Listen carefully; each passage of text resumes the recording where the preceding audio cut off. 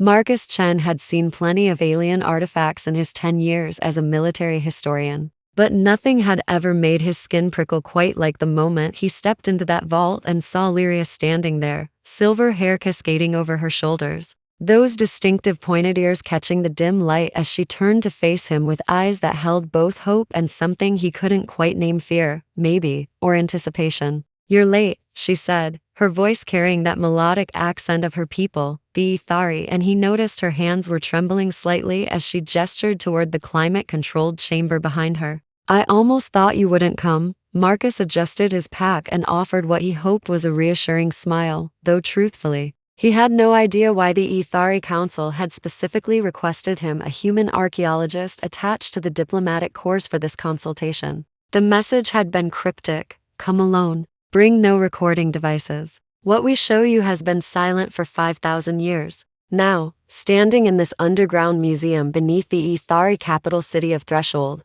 watching Lyria's expression shift between determination and vulnerability, Marcus felt the weight of something monumental pressing against his chest. She wore fitted black tactical pants and a high-neck silver top that seemed to shimmer with her people's characteristic bioluminescent threading. Practical but elegant, and despite the professional setting, he couldn't help but notice how her entire being radiated an intensity that had nothing to do with appearance and everything to do with the fierce intelligence blazing in her eyes. "Show me," he said simply, and something in those two words made her shoulders relax just a fraction. Lyria led him deeper into the vault, past row after row of crystalline cases holding relics from the Aethari's long history, weapons that looked like frozen light, armor that seemed to shift colors as they passed, books made of materials that predated human civilization by millennia. "My family has guarded this collection for 300 generations," she explained, her fingers dancing across a holographic lock that only she could access.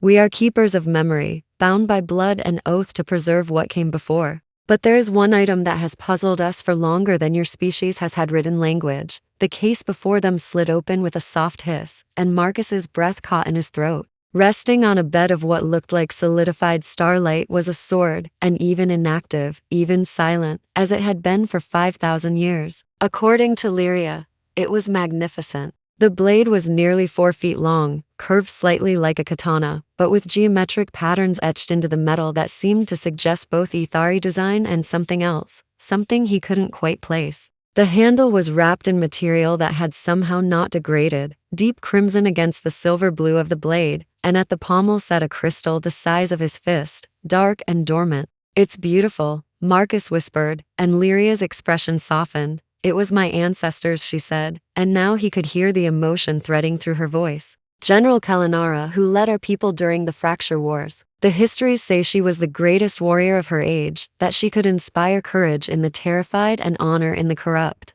This sword, Starfall, was said to blaze with light when she held it, a beacon that could be seen across entire battlefields." Lyria's hand hovered over the blade, but didn't touch it. "When she died, the sword went dark. We believed it was keyed to her bloodline, that only her descendants could awaken it. For 5,000 years, every keeper of my family has tried." She looked at Marcus then, and he saw the heartbreak in her eyes. "None of us have ever made it light up, not even a flicker. We thought perhaps the mechanism was broken, that time had finally defeated even Aethari technology. But 3 months ago, our resonance scanners picked up something impossible." She pulled up a holographic display showing wavelengths and energy signatures that Marcus only partially understood. "The sword is still active, still waiting. It's not broken. It just hasn't found what it's looking for." Marcus studied the data, his mind racing through possibilities. "Why show me this? Why now?" The question hung in the air between them, heavy with implication.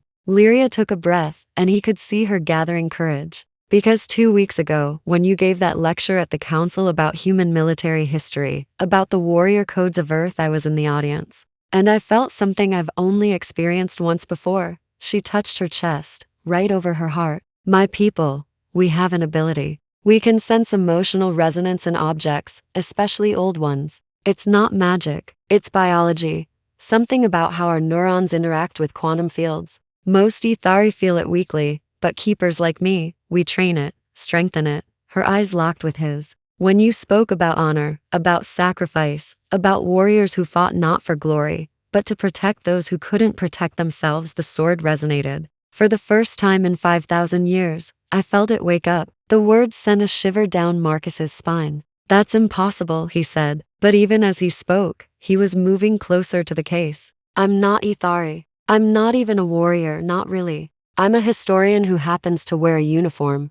Are you? Lyria challenged, and there was fire in her voice now. I did my research, Marcus Chen. You have 3 commendations for valor. You carried 2 wounded soldiers out of a combat zone under fire on Kepler for to be. You refused a promotion because it would take you away from field work, away from preserving the histories of conflicts, so their lessons wouldn't be lost. You lecture about warrior codes because you live them. She stepped beside him, close enough that he could smell something like ozone and jasmine, something distinctly her. My ancestor Kalinara wrote in her journals, yes, we have them, 5,000-year-old journals, that Starfall was never meant for her bloodline alone. She wrote that it was forged for something else, some quality she couldn't quite name. She called it the resonance of the righteous blade. Lyria's voice dropped to almost a whisper. I think she meant it was forged to recognize those who embody what a warrior should be. Not the strongest, not the most skilled, but the most true. Marcus's hand was extending toward the sword before he consciously decided to move, drawn by something he couldn't explain. What if nothing happens? He asked, and he was surprised by how much the possibility seemed to matter. Lyria smiled then, sad and hopeful at once. Then I'm wrong, and the sword stays dark, and I'll spend the rest of my life wondering. But if I'm right, she didn't finish the sentence. Marcus's fingers touched the handle, and the universe exploded into light. The crystal at the pommel ignited first, blazing with white gold radiance that seemed to contain entire galaxies, and then the light raced up the blade, filling those geometric etchings with fire until the whole sword was incandescent, burning with an intensity that should have hurt to look at, but somehow didn't. The vault filled with illumination, and Marcus heard Lyria gasp beside him as the light spread beyond the blade, as holographic images suddenly burst into existence around them, projected from the sword itself. He saw battles fought on worlds he didn't recognize, saw warriors of a dozen different species fighting side by side, and among them his heart nearly stopped. Among them were humans. Not modern humans, but close enough, wearing armor that looked like proto-versions of what he'd seen in ancient Earth cultures, fighting alongside beings that could only be Aethari. What is this? Marcus breathed, unable to look away from the images swirling around them. The sword felt warm in his hand, alive, and he could feel something flowing through it, not quite sentient but not quite not, something that recognized him on a level deeper than thought. Lyria's voice was thick with emotion when she answered. A history we forgot, a partnership we lost. Her hands were moving rapidly, recording everything with her neural implant, her eyes wide with wonder and tears streaming down her face. Marcus, this is from before the fracture wars, before my people retreated to our own systems. This is showing an alliance, humans and Aethari, fighting together against something. She pointed to the images where both species stood against darkness that seemed to consume light itself. We were friends. We were family. And then something happened, something that made us forget each other for 5,000 years. The images shifted, showing a great catastrophe, worlds breaking apart, fleets scattering. What looked like tears in space itself, ripping allies away from each other. Marcus saw an Aethari general, that had to be Kalinara, saw her standing back to back with a human warrior, both of them holding off enemies to buy time for others to escape. He saw the moment they were separated, saw the anguish on Kalinara's face as the human was pulled through one of those spatial rifts, saw her screaming a name that the silent hologram couldn't convey. And then he saw her forging the sword, saw her pouring something into it, her own blood, her own bioluminescence, her own essence, and he understood. She made it as a beacon, Marcus said, the realization hitting him like a physical force. She made it so that if humanity and the Aethari ever found each other again, we'd have proof. We'd have evidence that we were once allies. He looked at Lyria, and the emotion in her eyes mirrored what he felt. She was waiting for us to come home. Lyria nodded, unable to speak for a moment. When she found her voice, it was barely more than a whisper. For 5,000 years, my family has kept this sword, not knowing what we were really keeping. We thought it was about bloodline, about our family's glory, but it was never about us. She reached out and placed her hand on the blade just below where Marcus gripped the handle, and the light pulls stronger, responding to both of them. It was about remembering. It was about hope that someday, someone would come who carried that same resonance. That same spirit that made humans and Aethari fight together in the first place. The holographic images were fading now, but new text was appearing, scrolling in languages that shifted between ancient Aethari and something that looked like Proto-Sanskrit. As if the sword was translating itself. Marcus couldn't read all of it, but he caught fragments. Brotherhood across stars, honor knows no species, together we are unbreakable. And then, in words that seemed to burn themselves into his memory, the sword does not choose the strong, it chooses the worthy. That's it, Lyria breathed, reading the same passage. That's what she wanted us to know. Worthiness isn't about power or lineage or even skill. It's about character. It's about being willing to stand for something greater than yourself. She looked at Marcus with an expression he would remember for the rest of his life. You made a dead sword live again. Do you understand what that means? Marcus was beginning to, and the implications were staggering. If this gets out, if the council knows that a human can activate Aethari technology that no Aethari has activated in 5 millennia, he didn't finish, but he didn't need to. The political ramifications alone could reshape the alliance between their peoples. But it was more than politics. It was proof that humanity belonged here, among the stars. Partners with civilizations far older than their own. The sword's light was dimming now, settling into a steady glow rather than the explosive radiance of first contact. Marcus carefully placed it back on its resting platform, and even after he released the handle, it continued to emit a soft luminescence, the crystal pulsing with a slow rhythm like a heartbeat. It's not going dark again, Lyria said, with wonder in her voice. You woke it up, truly woke it up. After 5,000 years of sleep, Starfall is alive. She turned to Marcus, and there were so many emotions playing across her face: joy, amazement, curiosity, and something else. Something tender that made his own heart beat faster. My ancestor wrote that the sword was waiting for the right hand. I think she knew somehow that humanity would find us again. That someone like you would come. I'm not special, Marcus protested, but Lyria shook her head, stepping closer. You are though. Maybe not in the ways you think, but in the ways that matter. Her hand found his, and he felt the warmth of her skin, noticed the slight luminescence that all Aethari had, but which seemed brighter now in the sword's reflected light. You dedicate your life to preserving warrior histories, not to glorify war, but to honor sacrifice. You study codes of combat ethics across dozens of cultures because you believe honor is universal.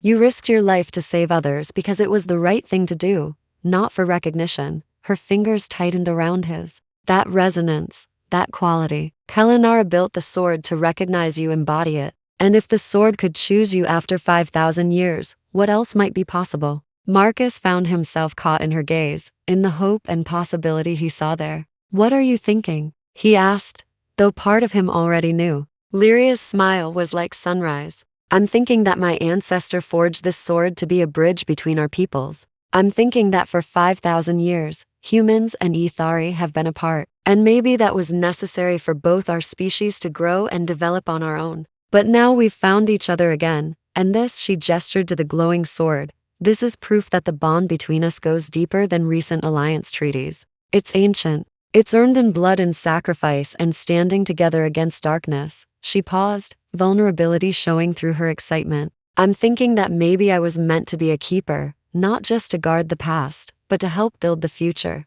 And maybe you were meant to find your way to this vault, to this moment. That's a lot of maybe, Marcus said softly, but he was smiling. The logical part of his brain wanted to catalog everything, to analyze the sword's technology, to understand the mechanism behind its activation. But the part of him that had felt the sword wake up, that had seen 5,000 years of history unfold in light and hologram, that part knew this was bigger than analysis. This was about connection, about meaning, about the threads that tie people, all people, human and alien, together across time and space. What do we do now? He asked. Lyria looked at the sword, then back at him. Now we take this to the council. We show them what happened. And we tell them that the ancient alliance between our peoples wasn't myth or legend, it was real. It was powerful, and it can be again. She squeezed his hand once more before releasing it, her expression shifting to determination. They're going to have questions. They're going to want to test the sword test. You understand how and why it responded. Are you ready for that? Marcus thought about what this would mean: the attention, the scrutiny, the way his life would change once it became known that he'd activated a relic no Aethari had managed in 5,000 years. Then he thought about those holographic images of humans and Aethari fighting side by side, about Kelenar forging a sword to be a beacon across millennia, about the message she'd left: the sword does not choose the strong, it chooses the worthy. He thought about Lyria, about the tears of joy on her face when the sword lit up, about her passion for preserving memory and her hope for building something new. I'm ready, he said, and meant it. They spent the next hour carefully documenting everything Lyria used her implant to record from every angle, while Marcus took detailed notes in his old-fashioned journal, a habit from his professor days that he'd never quite shaken. The sword remained luminous throughout, its light steady and sure, and every time Marcus came near it, the glow intensified slightly, as if acknowledging his presence. It knows you now, Lyria explained. Aethari-bonded weapons develop a kind of resonance with their wielder. It's not sentience exactly, but it's more than simple programming. The sword has accepted you. The weight of that settled over Marcus like a mantle, responsibility and honor intertwined. I'm not keeping it, he said firmly. This belongs to your family, to your people. But Lyria shook her head, her expression gentle but certain. It belongs to the ideals it was forged to represent. If the Council agrees, I think Starfall should become a symbol of the renewed alliance between humans and Aethari. Not locked in a vault, but present a reminder of what we can be together. When they finally emerged from the vault, the Aethari Council was waiting, 7 members whose ages ranged from merely ancient to impossibly old, their pointed ears and luminescent skin marking them as Lyria's people, but their expressions unreadable. The eldest, Counselor Shenavara, looked at the glowing sword in the protective case Lyria carried, and then at Marcus, her silver eyes widening. It cannot be, she breathed. The chronicles of Kelenar spoke of this, but we believe them to be metaphor, poetry, not literal truth. Lyria stepped forward, and Marcus was struck by her courage. The way she held herself with complete confidence before the most powerful beings in her civilization. Honored Council, what you believed impossible has occurred. The human Marcus Chen placed his hand upon Starfall, and the sword that has been dark for 5,000 years blazed with light. More than that, it revealed records we never knew it contained. She activated the holographic recordings, and the chamber filled with images of that ancient alliance, of humans and Aethari standing together. The council watched in silence, and Marcus saw emotions flicker across their faces: shock, wonder, sorrow, hope.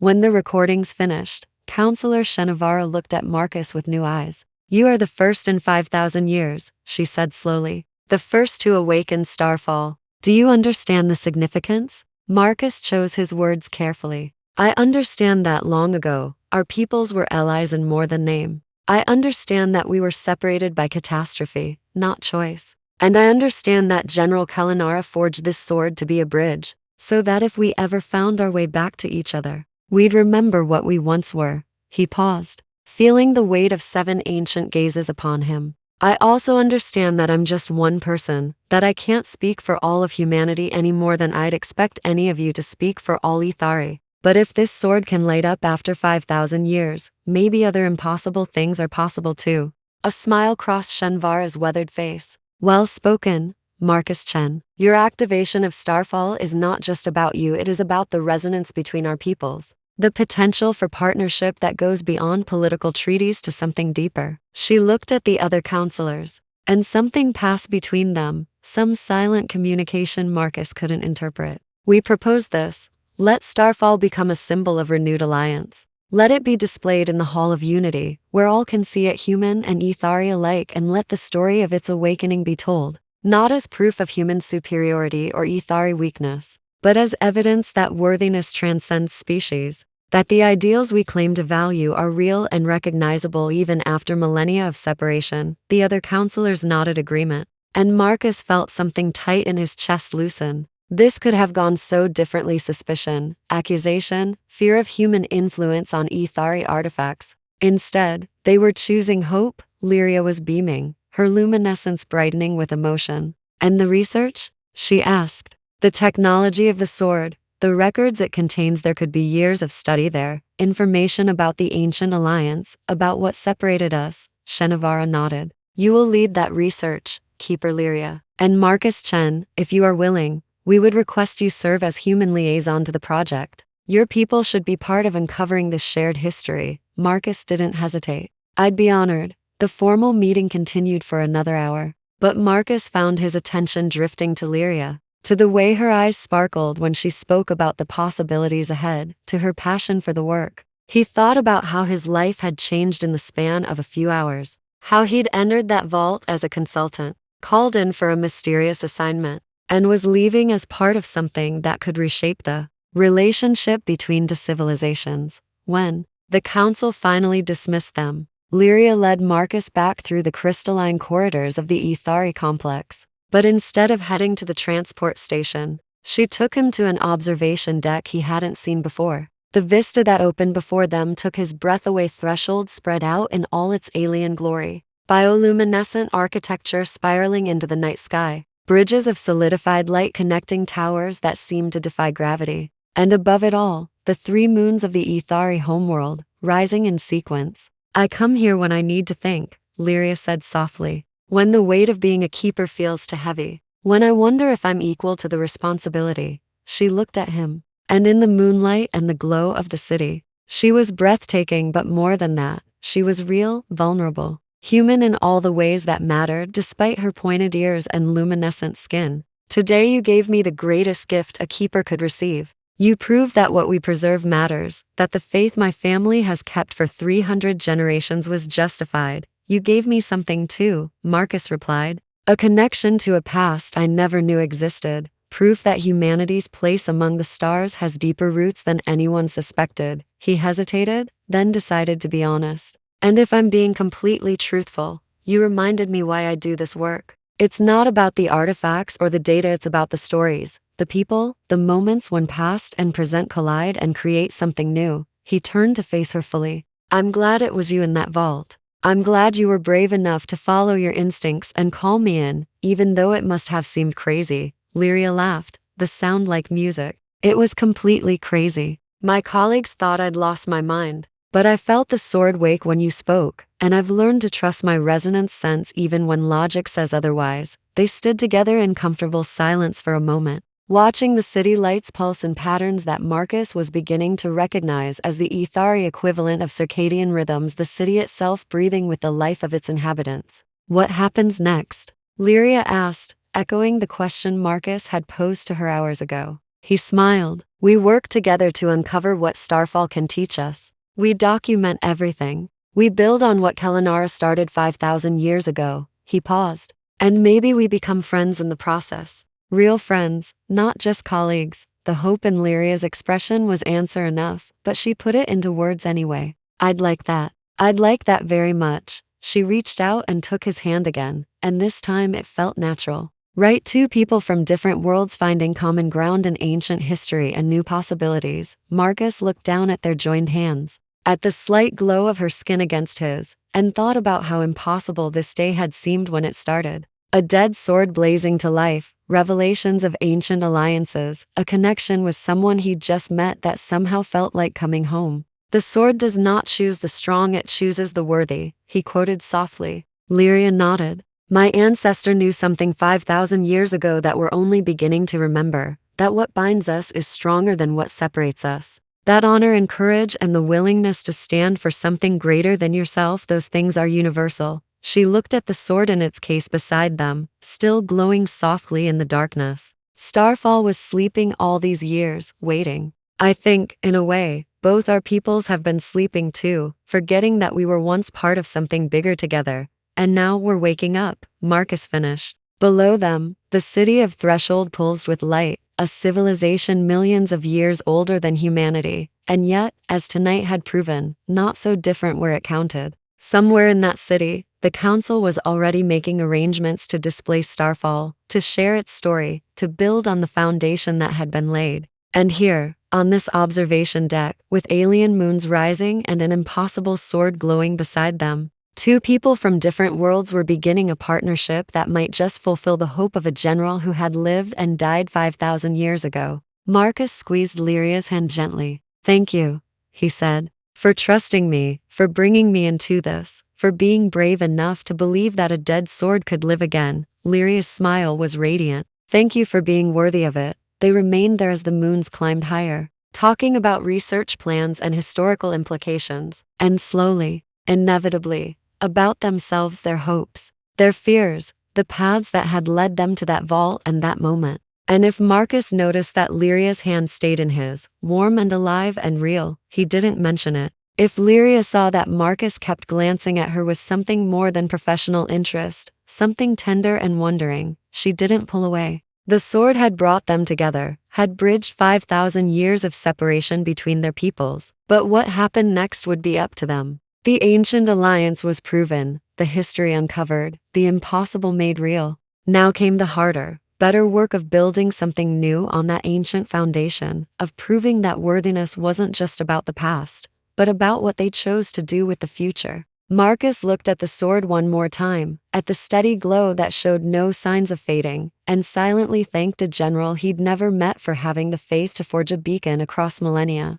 Kellanara had believed that humanity and the Aethari would find each other again, had believed that someone would come who carried the resonance of the righteous blade. Standing here with Lyria's hand in his, looking out over an alien city that was beginning to feel less alien and more like a second home, Marcus vowed to prove that belief justified, to honor the legacy, not just with words, but with actions. The sword had chosen him, but more importantly, it had brought him to someone who understood what that meant, someone who would walk beside him as they uncovered the past and built the future. After 5,000 years of silence, Starfall had spoken, and its message was clear. Some bonds transcend time. Some partnerships are worth forging to last across ages. And some meetings are written in the stars themselves, waiting only for the right moment to ignite.